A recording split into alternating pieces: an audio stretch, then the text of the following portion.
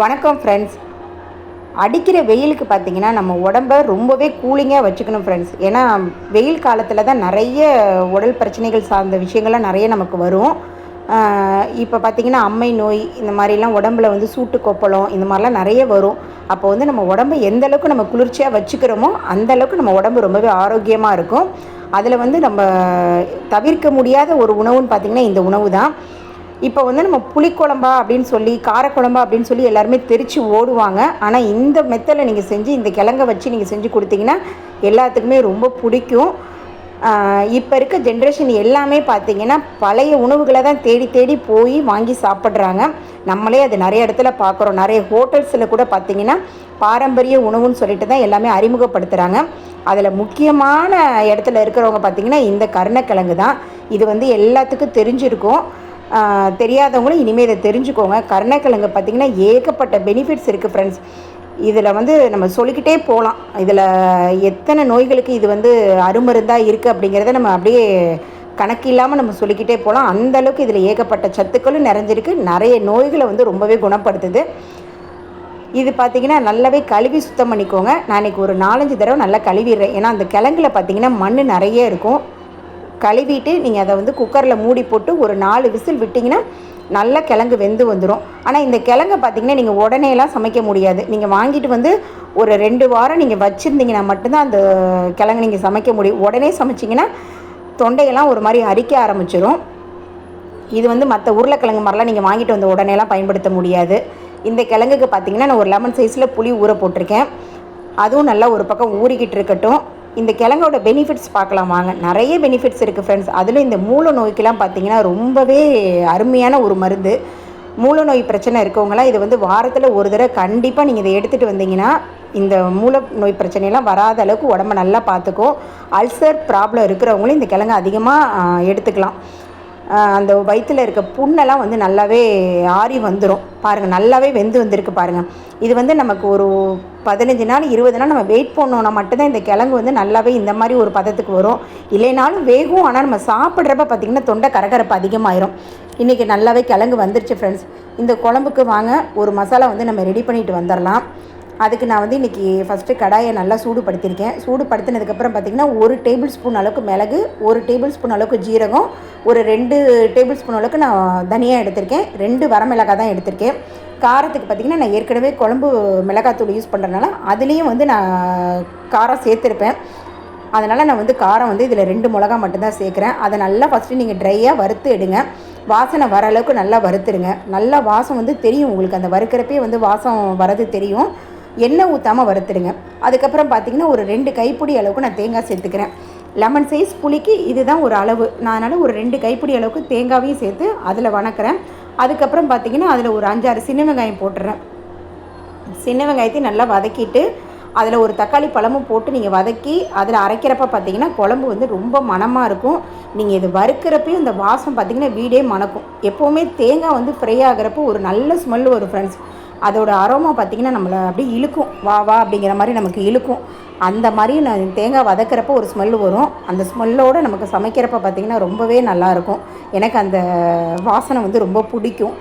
இது பாருங்கள், நல்லாவே தெரியுது பாருங்கள். இது வந்து நாட்டு தக்காளி. இது வந்து நம்ம உழவர் சந்தை போயிருந்தப்போ நான் வாங்கியிருந்தேன். இந்த தக்காளிக்கும் நம்ம எப்போவுமே வாங்குகிற தக்காளிக்கும் இருக்க டிஃப்ரென்ஸ் பாருங்கள். நல்லா தெரியுதான்னு தெரில உங்களுக்கு. அந்த நடுப்பற இருக்க அந்த விதை பகுதி பாருங்கள். இதில் எவ்வளோ ஒரு ஸ்ட்ராங்காக இருக்குது, இது எவ்வளோ இருக்குது உங்களுக்கு நல்லா தெரியுது பாருங்கள். டிஃப்ரென்ஸ் தெரியுதா உங்களுக்கு? ஆனால் இந்த தக்காளியெல்லாம் வந்து எல்லா நேரமும் கிடைக்காது ஃப்ரெண்ட்ஸ். இந்த சம்மர் சீசனில் கண்டிப்பாக உழவர் சந்தை சைடு போனோன்னா நமக்கு கிடைக்கும். இதில் வந்து அதிகமான புளிப்பு சுவை நமக்கு நிறையவே இருக்கும். தெரியும் உங்களுக்கே. நாட்டு தக்காளினா கொஞ்சம் புளிப்பு அதிகமாக இருக்குங்கிறது. எல்லாத்தையும் நீங்கள் நல்லா வறுத்துட்டு அதை ஒரு பக்கமாக எடுத்து வச்சிட்டிங்கன்னா அது பக்கம் ஆறிட்டுருக்கும். கடைசியாக ஃபைனலாக பார்த்திங்கன்னா ஒரு கைப்பிடி அளவுக்கு நீங்கள் வேர்க்கடலை போட்டுக்கோங்க. அது வந்து இந்த குழம்புக்கு ரொம்பவே டேஸ்ட் இன்னும் கொஞ்சம் எக்ஸ்ட்ராவே கிடைக்கும். நல்லா வறுத்துட்டு அதை ஒரு பக்கம் ஆறிக்கிட்டு இருக்கட்டும். இது பார்த்திங்கன்னா நிறைய பேர் இந்த கருணக்கிழங்கெல்லாம் என்னென்னே இப்போ வர ஜென்ரேஷனுக்கு தெரிய மாட்டேங்குது. நம்ம சொல்லி கொடுத்தா மட்டும்தான் அவங்களுக்கு தெரியும். நமக்கு தெரிஞ்சதை நம்ம அவங்களுக்கு சொல்லிக் கொடுப்போமே. நல்லது தானே நம்ம சொல்லிக் கொடுக்குறோம். கண்டிப்பாக அவங்களும் ஏற்றுப்பாங்க.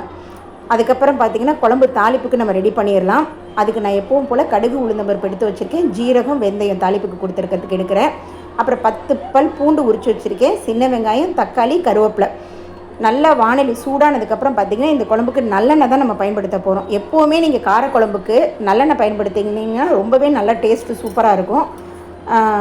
நீங்கள் வந்து வடகம் இருந்தால் கூட நீங்கள் அதில் போட்டுக்கலாம். தாளிப்பு வடகம் விற்கிது பார்த்திங்களா, கடைகளில் விற்கிது, அது கூட நீங்கள் சேர்த்துக்கலாம். இல்லைன்னா இந்த மாதிரி நீங்கள் தாளிப்பு கொடுத்தாலே நல்லாயிருக்கும் டேஸ்ட்டு. நான் மேக்ஸிமம் இது தான் கொடுப்பேன். தாளிப்பு வடகம் நான் போடுறதில்ல, இதை தான் கொடுத்து நான் தாளிப்புக்கு கொடுப்பேன்.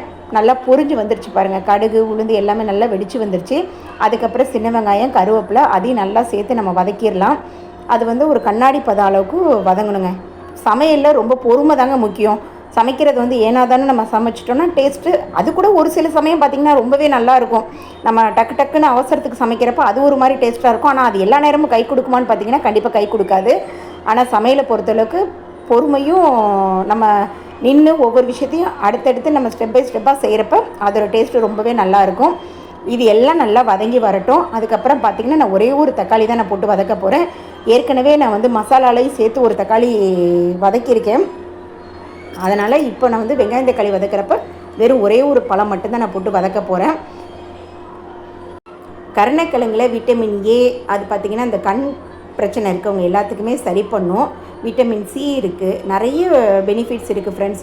எங்கள் ஊரெல்லாம் பார்த்திங்கன்னா இதெல்லாம் நம்ம வேணான்னு ஒதுக்குனா கூட கேட்க மாட்டாங்க. வாரத்தில் ஒரு தடவை கண்டிப்பாக இந்த குழம்பை வச்சு கொடுத்துருவாங்க. நம்ம அதை சாப்பிட்டே தான் ஆகணும். இப்போ கேட்குற மாதிரிலாம் நம்ம ஆல்ட்ரேஷன் பண்ணிலாம் கேட்டோன்னா கண்டிப்பாக செஞ்செல்லாம் கொடுக்க மாட்டாங்க. இதுதான் சாப்பிடணும்னு சொல்லி வச்சுட்டு போயிடுவாங்க. நமக்கு பசிக்கு வேறு வழியில் நம்மளும் அதை சாப்பிட்ருவோம். ஆனால் அதெல்லாம் இப்போ தான் நமக்கு தெரியுது இதிலலாம் இவ்வளோ சத்துக்கள் இருக்குங்கிறது. நம்ம சின்ன வயசில் இருக்கிறப்ப அவங்களாம் சொல்லுவாங்க இதெல்லாம் நல்லதுப்பா சாப்பிடுப்பா அப்படிம்பாங்க. நம்ம கேட்டிருக்கவே மாட்டோம். ஆனால் இப்போ நம்ம வளர்ந்து வந்து நம்ம பிள்ளைங்களுக்கு எதெல்லாம் நல்லது நம்ம பார்த்து ஒவ்வொன்றும் செஞ்சு கொடுக்குறப்ப தான் ஆகா இதெல்லாம் நம்ம சாப்பிட்டோமே, நம்ம அப்போல்லாம் நமக்கு தெரியாமல் போயிடுச்சு அப்படிங்கிறது இப்போ தான் நமக்கு தெரியுது. பாருங்கள் எல்லாமே நல்லா வதங்கி வந்துருச்சு. நீங்கள் வந்து அந்த குழம்புல பார்த்தீங்கன்னா தெரியும், 1 by 1 நான் சேர்த்துருப்பேன். இடையில பேசுனால நான் அதை விட்டுட்டேன்னு நினைக்காதீங்க. நீங்கள் அதை பார்த்துக்கிட்டே இருந்தீங்கனாலே தெரியும். கொஞ்சமாக குழம்பு மிளகாத்தூள் சேர்த்துருப்பேன், மஞ்சத்தூள் கொஞ்சம் சேர்த்துருப்பேன், அப்புறம் வேக வச்சுருந்த கருணக்கிழங்கு சேர்த்துருக்கேன். எல்லாத்தையும் சேர்த்து வதக்கிட்டு நம்ம அந்த ஒரு லெமன் சைஸ் அளவுக்கு புளியை கரைச்சி வச்சுருந்தோம் பார்த்திங்களா, அதையும் நம்ம அதில் ஊற்றிடலாம். ஊற்றிட்டு நம்ம தேங்காயெலாம் மிக்ஸி ஜாரில் சேர்த்து நம்ம அதையும் அரைச்சி வச்ச விழுதையும் நம்ம அதில் ஆட் பண்ணிடலாம். ஆட் பண்ணிவிட்டு தேவையான அளவுக்கு உப்பு போடுங்க. நீங்கள் உப்பு புளி காரம் எல்லாமே நீங்கள் வாயில் ஊற்றி பார்த்திங்கன்னா தெரியும் உங்களுக்கு. டேஸ்ட்டு பார்த்துட்டு நீங்கள் அதுக்கப்புறம் வேறு எது கம்மியாக இருக்கோ எல்லாமே சேர்த்துக்கோங்க. சேர்த்துட்டு நல்லா கொதிக்க விடுங்க. கொதிக்க விட்டிங்கனாலே எண்ணெய் பிரிஞ்சு வரும். ஒரு 10 நிமிஷத்துலேயே பார்த்திங்கன்னா ஏற்கனவே கிழங்கும் வெந்துருச்சு. அதனால் நீங்கள் இந்த குழம்பு வந்து ரொம்ப நேரம்லாம் கொதிக்க விடணும்னு அவசியம் இல்லை. கொஞ்சம் நேரத்துலேயே எண்ணெய் பிரிஞ்சு வந்துடும். பிரிஞ்சு வந்ததுக்கப்புறம் கடைசியாக எப்போவுமே காரக்குழம்பு செய்கிறப்ப கொஞ்சமாக நீங்கள் வெல்லம் ஆட் பண்ணி செஞ்சு பாருங்கள், சூப்பராக இருக்கும் டேஸ்ட்டு. இந்த குழம்போட ஒரு சுட சுட சாதத்தை போட்டு இந்த குழம்பையும் அது மேலே ஊற்றி ஒரு அப்பளத்தை சுட்டு வச்சு நீங்கள் சாப்பிட்டு பாருங்கள்.